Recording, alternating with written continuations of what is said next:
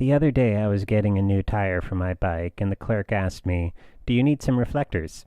I said, "I don't know." And he said, "Here, you can have these for nothing." I was surprised and a bit taken aback, and so I said, "Wow, thanks. Do you give these out to everyone?" And he said, "Sure, our customers are no good to us dead." I thought he had a pretty good point, and as I was riding home, I started thinking. As paranoid and cynical as I am most of the time about people, I have to admit that humanity sometimes has its moments. Once I was going through a used record store because I had this goofy song going through my head that I hadn't heard since I was a kid. Anyway, I found the album, but it was $14, and I didn't want to pay that much for one song, so I asked the guy behind the counter, "Hey man, I can't really afford this. Would you mind playing this one song?" He said, "Oh my God, that's one of the worst songs ever written. No way am I going to play that damn thing. I'll tell you what, though. If you can get that piece of shit album at least 5 miles away from me, you can have it. Deal? You have horrible taste. Now get the hell out of my store." So I said, "Thank you." And he said, "Oh, no problem. You're welcome." And I left. Another time, a couple of years ago, I was flying home for Thanksgiving, and I had on this cool old 1970s coat with a faux fur collar. The stewardess said, "I like your coat." And I said, "Thanks," and we chatted about the marvels of eBay and second-hand shops for a few minutes. I slept through much of the flight, but when I woke up, she brought me a couple of box dinners and said, "You missed dinner, and I didn't want to wake you. Take these. Just don't tell anyone, okay?"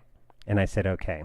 I would have thought that this was just a fluke, but on the flight back, basically the same thing happened, like this. "Nice coat. Thanks. eBay." "Great." I sat down. "Didn't want to wake you. Here, food. Thank you." And so on. By the way, I don't have any delusions about being so charming that I melt the hearts of flight attendants. I really think it was just my coat. I realize that all these stories thus far are just about me getting things for free, but while appreciated, they were nothing compared to this last one. When I was about 19, I was driving somewhere in New Hampshire with my brother, and we stopped at a Burger King.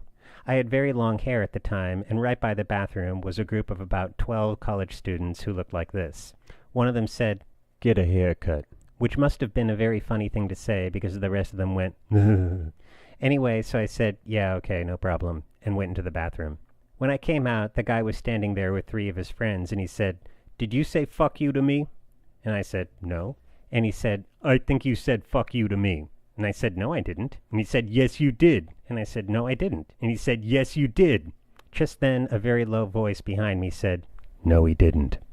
I turned around, and sitting there was this 300-pound biker guy who I am guessing had his own methods of dealing with injustices. Anyway, the situation seemed to evaporate right there. As I passed by this guy's table, I said, "Thanks, man." And he said, "Take care, kid." And I left.